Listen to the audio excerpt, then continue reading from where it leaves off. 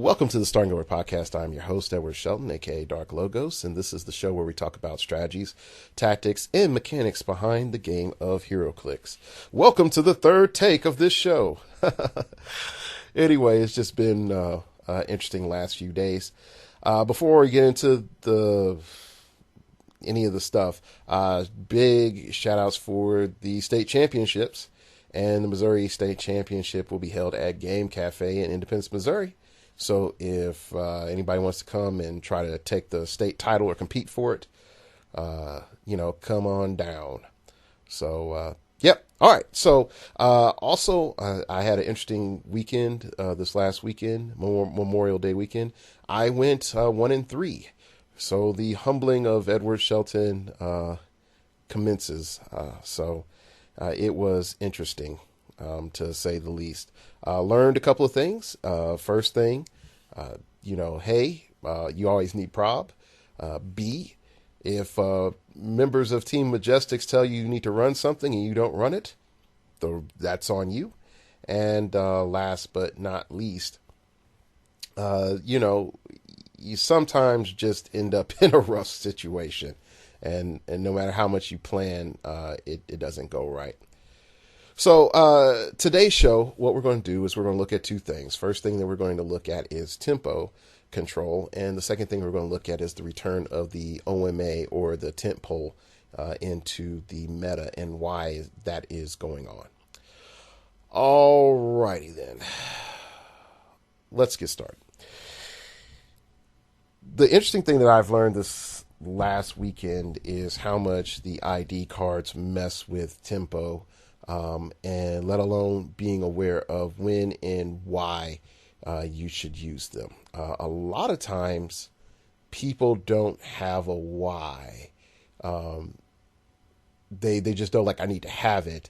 The win for them is killer because you have to be thinking 3 or 4 moves ahead and what the positioning of your opponent's figures and your figures are going to be like. And what does that mean?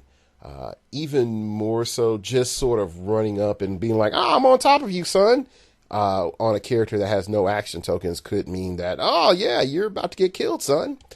So that's another huge thing. So let's start it off. One thing I've learned is including elements into your force that could completely disrupt your tempo and you are unaware of it is a bad idea. For example, I think it's a bad idea to run ID cards on OMA type teams or one-man army type teams, just for the pure fact that you are not you're not doing any benefits to your tempo. The only thing that you're doing is giving your main character a action token, and just for them to sort of sit there and call in this other figure. And you're hoping this other figure can do in that turn what you cannot do. And definitely if you're dealing with a one-man army, getting that token and being able to only activate it if you have no tokens can be a big deal. So like for me, for example, I love running my Sentinel with Colossal Pushing, which means that I'm constantly going to have 2 action tokens, which means by the time that I decide I'm going to use a ID card, I'm looking at 2 turns down the line. First turn is to clear, and then the next following turn after that. So you have to start recognizing certain types of mechanics aren't really super compatible with ID cards in particular, or just that type of tempo. So you might want to say, hey, it's, Colossals and ID cards are not, peanut butter and chocolate. The next thing that you want to start looking at is my tempo too fast or too slow? I just finished play testing with a student of mine getting ready for Origins. Too much last minute stuff to my liking, but he's my student. And anyway, he's come up with some interesting ideas, and we're overcoming certain problems. But the one thing that we're sort of establishing after playtesting a bunch of different teams is this: like his tempo control is a little bit too slow. And so what ends up happening by the time he gets his proper positioning, we're already 30 minutes into the game and neither side has scored points. So there's the other end of tempo, which is like, okay, I am moving too slow to actually achieve anything within the time frame. If it was an actual hour, or sorry, if it was actual 2 hours or 3 hours, I might be able to win.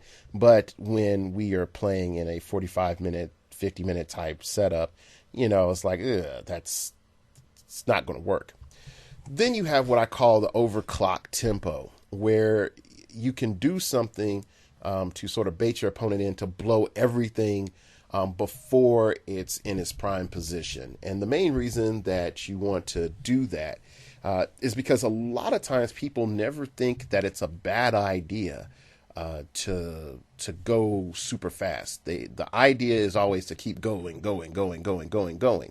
When in actuality, there's several times where it's just good for you to just take a moment, step back, and increase your lead instead of trying to end the game. And let me sort of elaborate on that. I used to listen to this shoutcaster for StarCraft called Day 9. And Day 9 would always point out that there were certain types of things that he saw in StarCraft community that was just bad, where a person would do something and they would gain a lead, and instead of doing things to, increase their lead, they would try to end the game. And either they would succeed or fail. And if they succeeded, the game's over, and it was an all-in. If they failed, what usually happened is that a weird equilibrium would occur in which the person that was ahead is now either equal to their opponent or behind. So what you see is you're seeing a re-struggling occurring, and that's a problem. That's a huge problem, because all the person had to do was just maintain their lead. They didn't have to do more than that. And so what happens when you're dealing with a hyperactive tempo is you're making your opponent will TK out, use a power plant, burn a ring, use all of the plus modifiers they can on attack and damage, and go out there and try to hit.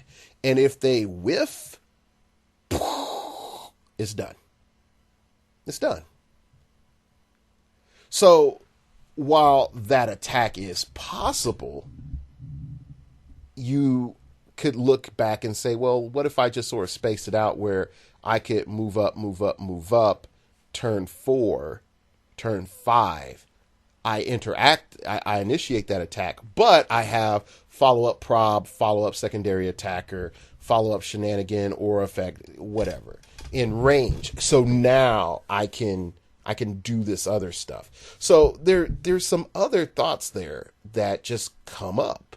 There's some other things just to be mindful of. That's just huge. So that's something to think about. And and the main reason I'm bringing this up is that I noticed with myself and a few other people that I played around with this weekend, and I'm just saying on the bottom end, because I went 1-3. Okay, trust me, I sat at the bottom end of the pool, so I could speak for this for experience. That the tempo of how higher games can go, if you don't get that, you will stay at the bottom of the pool. So I spent time sort of coaching this young lady who ran like Hulk, the Age of Ultron Hulk with Nick Fury from Age of Ultron and Age of Ultron Scarlet Witch. Yes, she ran no resource, so that was quite interesting. And she played the Amazing Spider-Man map and the rooftop part, and she was very slow and defensive with the Hulk. And the meantime, Scarlet Witch is ticking away, giving Hulk +2 stats. So for me, I was trying to tell her, I was like, well, you picked the wrong map to fight on, and more importantly, you're being aggressive with Scarlet Witch, using her little effect, when in actuality you just need to, chill a bit.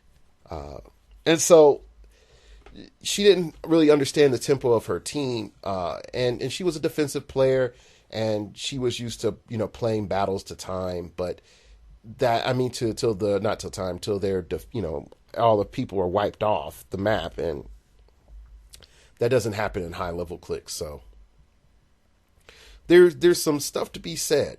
So let's sort of just keep on going. What's the importance of this tempo and understanding tempo?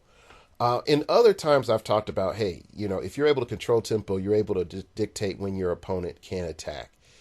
There are multiple ways of controlling tempo with your powers. The easiest way is end cap and barrier. End cap and barrier are straightforward. You're adding action tokens so they can't attack, or barrier so they can't draw line of fire to you, or so they have to increase the amount of effort to get line of fire to you. All right. The other thing to bring up is smoke cloud. Smoke cloud is a great tempo controller. It allows you to give -1 attack to opposing character in smoke cloud. You are able to put out 6 squares of it. So there's a lot of terrain that you can cover. More importantly, you can tie up grounded figures and hinder their movement and their advancement. So most people can't really just jump around that. So those are the 3 top powers for easy tempo control. If you're looking for more advanced tempo control, you're looking at mind control, and you're also looking at force blast. Force blast is a lot easier to use with being aggressive, but just straight up using force blast is also awesome. If you're looking at, what is it? If you're looking at a shenanigan, you have to measure, does this opponent get an extra action token? Can my opponent not make a certain type of action that I need them to not make? So you're looking at situations where you're slowing your opponent down, forcing them into unoptimal positions to run their offense or defense. So those are the huge things that you really want to come back and think about with tempo. Okay. All right. I think I've pretty much covered a good chunk of it. I think I've pretty much I've summarized a lot of what I had previously. Actually cut down the time in half, so that's sort of hilarious. All right, so let's go into OMAs and why they're back in the meta. And this was requested by a viewer, and he was just wondering, why are OMAs and the swarm teams coming back? And so we're just going to focus on OMAs right now because it's the easier of the two to look at and why. OMAs have come back into the meta, but I think they're about to die because of the Highfather ruling. Just because it takes a lot of the complication out of the game. Instead of having 3 figures or 2 figures with entities or 3 figures with entities, go back to the meta math show to understand that a little bit better. You just have 1 or 2 figures. 1 figure, which is your primary attacker. The second figure is your support figure. And then you just say, forget it. I get to do a bunch of hard-hitting attacks. And I'm going to lay into you and 2-shot you. And that is game. You have to wipe me to win. And it forces a lot more thought into precision striking and not the power, but just saying, all right, burst damage here, burst damage there, that you're done. Burst damage here, burst damage there, now you're done. You're able to do some simple things like add an entity and then you have a simple theme team, so you get +2 to map. Stuff like that just makes it a lot easier. Not only that, if you only have 1 figure, Highfather can't pack you. So that's pretty cool. So a lot of people don't think about that. It's like, yeah, I mean, you get packed by Highfather, then what are you going to do? So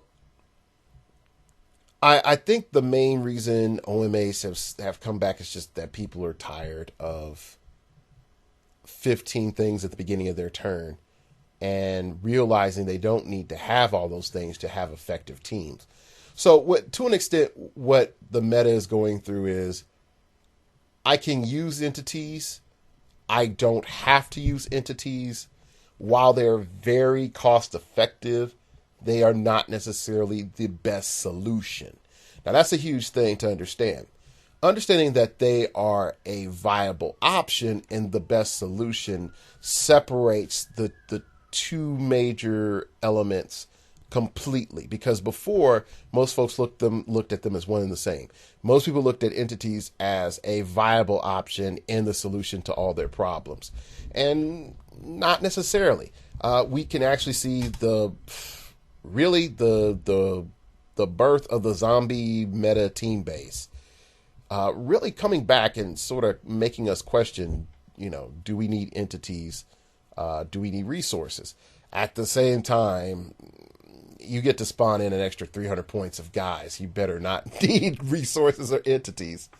So that's something to look at and analyze in and of itself. So there's some complications there. But, I mean, I would also say it's something not to get too wrapped up in, because you have characters like Justin Zephyr, who is able to make any robot tempo OP. And then at the same time, you have characters that will just provide an insane amount of control, like Tyrant. I actually saw that at the Tulsa Rock this weekend, got second place. It was a really good matchup. Gentleman named Jamie, I spoke about him before on the show. He got second place. So there's some elements there with that one-man army where really that luxury of being able to just come in and just blast some guys is just too much to pass up. And then if you combine the right resource with the figure, and you can find some really good pairings. And also I would say this: Yellow Lantern Battery, Orange Lantern Battery.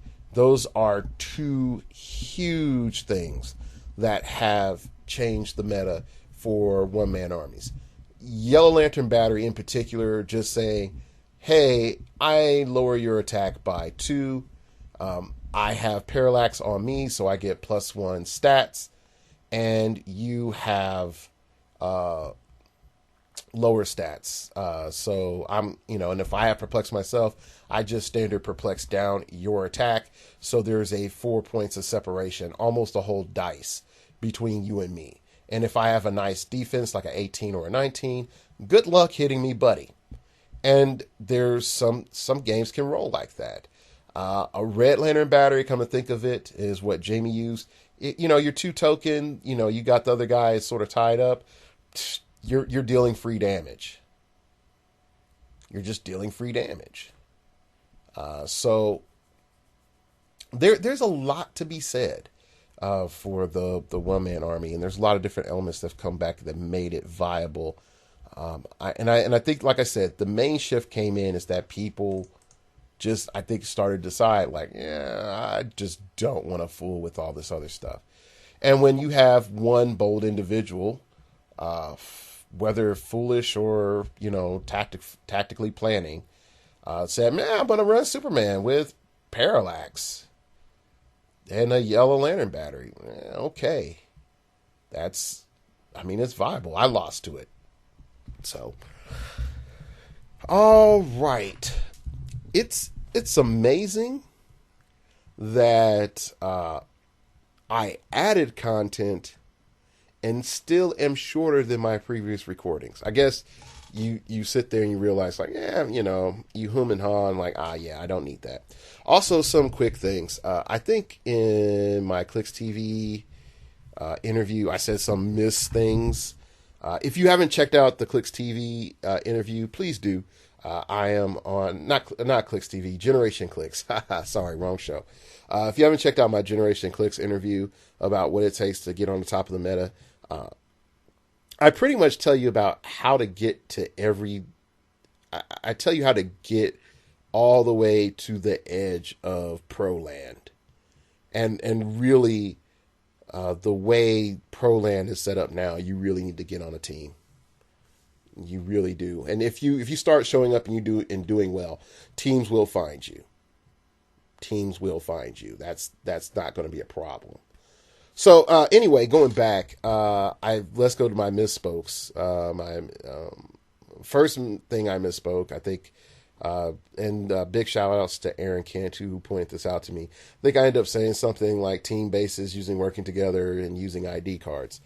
That's wrong. You have to use working. It's weird because they made the power action of the ID cards able to work at the beginning of game effects, which would then make it the last beginning of game effect. It should, but it doesn't. But then you can use other beginning of game effects and blah, blah, blah, blah. So it should just need to be an action if you have no action tokens instead of beginning of the game, but it's not. So I messed up. So that's a huge misspoke or misspeak or whatever. Misstatement. I think I may have also gotten some other timings wrong with the ID cards. So that's it. Other than that, team bases in team bases in vehicles can use ID cards. That is correct. Also, I think I misspoke on Vance Astrovic. I look at Major Victory. He does say Vance Astro, and the card on the ID card says Vance Astrovic, so they are not the same character. Even though I would love for Major Victory to be fucking as Vance Astrovic, because that would be so much of the greatest ID card ever. Oh man, pretty much that's it. I'm going into Origins next week, so there will be no show. I'm going to try to put up some topography here. I'm just going to be honest with y'all. I am way behind in my playtesting and my practice. So I don't think I'm going to be in top 32 this year. Just being honest.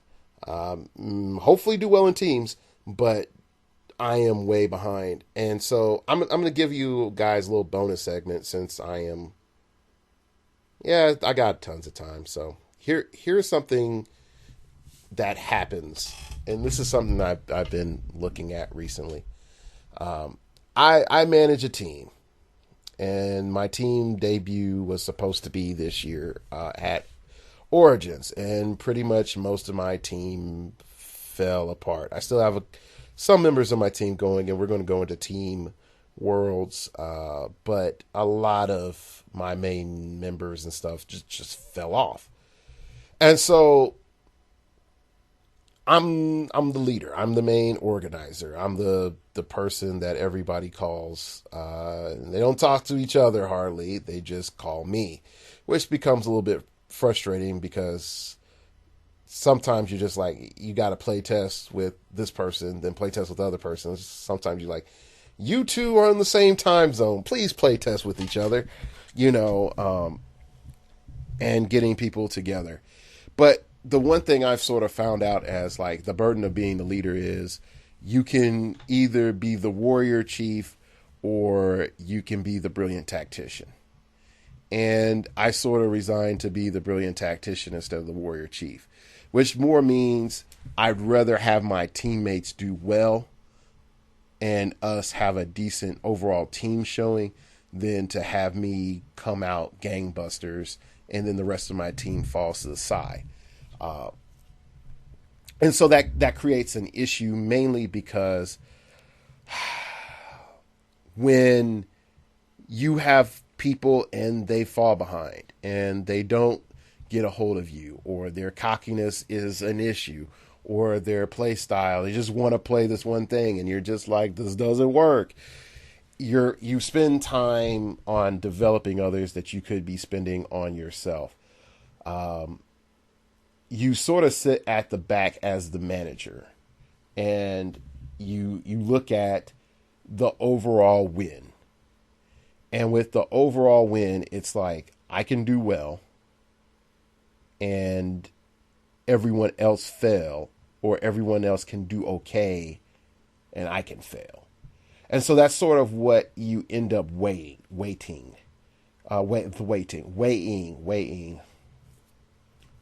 And so, some people, they're just like, it's on them. I told them this. They didn't do it. Oh, well, that's the cost of doing business. I'm not so much like that. Yeah, I'm just not really like that. So there's a lot of things that, like I had, like one of my students and team members, he changed jobs, so he couldn't show up. Another one, he just couldn't afford to show up to Origins because he had money and everything set aside to go to Gen Con from last year, and it benefits his business to be in Gen Con than it does Origin. I had another team member get snagged away by his former team, you know. So it all sort of, it just stacks. It's like, oh, slap in the face. Here you go. Punch in the gut. Oh, okay. And then you're sort of stuck with what's left. And then, like one of my team members is military and great guy. And he actually is on his stuff, but he's like on the boat in a submarine somewhere in the ocean, some ocean somewhere. I never ask. And it's like, okay, that's time I can't practice. Glad you show up, but this time I can't practice. And so there's things that you start to manage in your head and you try to bring things together, and there's only so much you can do. And so like for me, like I've been trying to use like time to train with everybody, and I was ticking off my mom because had all the heroclix on the living room table and all this other stuff. And so then I found the program website, and everybody else knows it, but it's like the creation matrix. I just use that. A lot of people use play it by the post with that. I don't do play it by the post. We just talk and then we just move everything. And it's worked out a lot better. Just for the fact that I can just see it. We're real time playing. I don't have to clean up. I don't have to clean up, and I don't have to go away from the computer to do proxy stuff. And I could just look at each of our teams on AC Realms and be like, doop, doop, doop. Also, the maps on Creation Matrix are also the maps on hcmaps.jimdo.com, which is Joachim Adler's website, which I have promoted hella strong because it's a great website and it has a great selection of maps and breaking it down so you know where everything is at. So his maps are on here. Now, Joachim, I don't know if you know this or not, but your maps are on here. Just saying. So I can practice on that, and I realize like maybe potentially in the future, if I can get some screen capture going, I can, battle it out and show people like, okay, this is how this works and why this works and why this is stupid or why this is great, in more detail, maybe even do topography from this. But I actually like having the physical maps down for topography. But I mean, I think this is the part where a lot of folks don't understand what it's like running a team. A lot of folks think like, oh, t-shirts, hats. Oh my gosh, look, they're winning, blah, blah, blah. It's awesome. I'm part of the Winners Club. And the Winners Club is what happens after all the work. And a lot of times people don't go back and be like, hey, Jim, you organized all this. Hey, Mr. Ralph, you helped get all the pieces to your team members. Hey, Guy, you did all the play testing with most of the team members. Like, nobody knows about that. Like I'm just being honest with you all. No one knows about the sucky time where it's like, you rather be doing something else. But you're like, okay, I got to go play test to make sure that this member's team is up to snuff.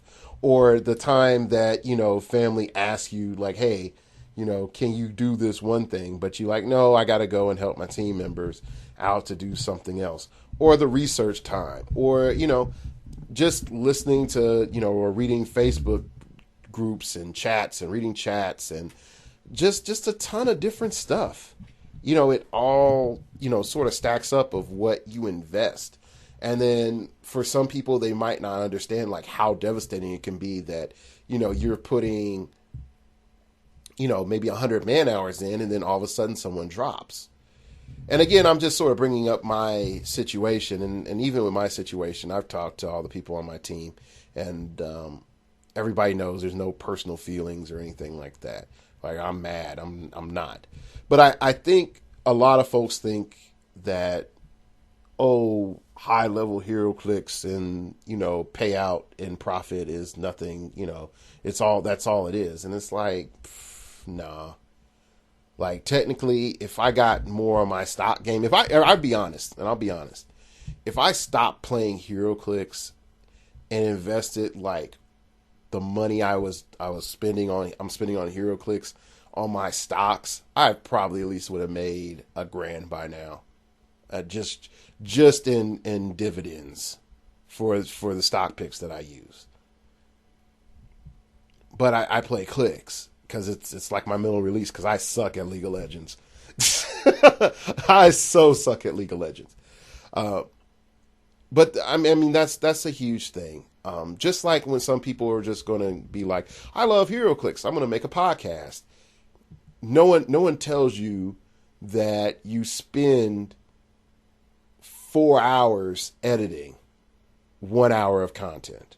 No one tells you about the scheduling of people, because you're on East Coast and they're on West Coast, or you're Central and they're Mountain Time, and what that means. And if you're in an area that doesn't recognize daylight savings time, and there's places like that, no one talks about that. No one talks about the research. No one talks about the trolls that come and hit your email. No one talks about, getting, positive feedback and how to actually learn from that. Because everyone's like, oh, I'm going to have fun and do this.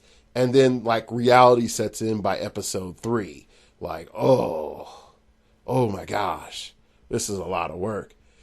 And I'll say it like this.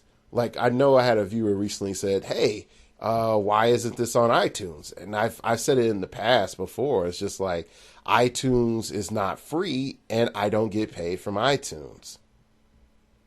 I mean, I get paid once in a blue moon from Google as it is, but I don't get paid for iTunes. So to make it somewhat worth my while, there's ads. And with ads, I get a little revenue. So once every 3 to 4 years, I get $100 from YouTube, because they screwed with the payouts. They actually cut the payouts in half from when I started YouTube. So, that was a thing. And I mean, even with the blog was tied to the website for a while, just so that I could try to increase my payouts for YouTube. And it just really wasn't worth it. And a lot of times of me blogging was for fun, and to inform you all. But then WizKids sort of killed it, the love of heroclix and meta development, when they made team bases, and then repeated the mistake again in GSX and made Spiral. So, I mean, not GSX, Wolverine and X-Men. So they sort of killed that in me, to blog frequently about heroclix. Because if I did now, it would be a lot of venom, and that's not healthy. But when it all comes down, a lot of folks might not recognize like how much work just goes into it. And for some people just say, well, hey, you're doing it, then that's it. It's just like, I can understand. And I know my friend Jake and I were going to have another conversation, because we had it today at work. I understand why Howard Brock plays in The Rock. The same reason why, I go and podcast and, run my team. It's fun. It's great. And you organize it. But at the end of the day, you might get people that love you. And for every one person that loves you, you get like 15 people on the realms that want to, crush you down. And then you're stuck. You're stuck, because people are telling you that if you're doing anything altruistic, that you can have zero personal benefits at all, and that things in their infancy, you should be just getting paid. And it's like, with what dividends? With what dividends? If anyone has ran any small business knows that most small businesses aren't profitable for 5 years. So there's huge problems there. It's like, okay, I volunteer and I do this. And it's like someone saying, like, Dark Logos, you should volunteer in podcasts and not get paid, but also go around and compete so that you also are known for being a super, well competitor. But then I also want you to talk about casual stuff. And then I want you to go in even more so and break up all the secret information that the teams are talking about, but then still have their trust. And then interview high level heroclix people and come on their show, even though you have to betray their trust to tell us, the other guys, all their little tech. It doesn't work. It doesn't work. And there's a fine line for everything. But yeah, like I said, today I sort of realized, like, okay, I'm not going to do well at Origins this year. But my hope is that my team does. I'm not going to be super active at Origins this year, but I'm hoping to get some really good interviews. So you find yourself at this point where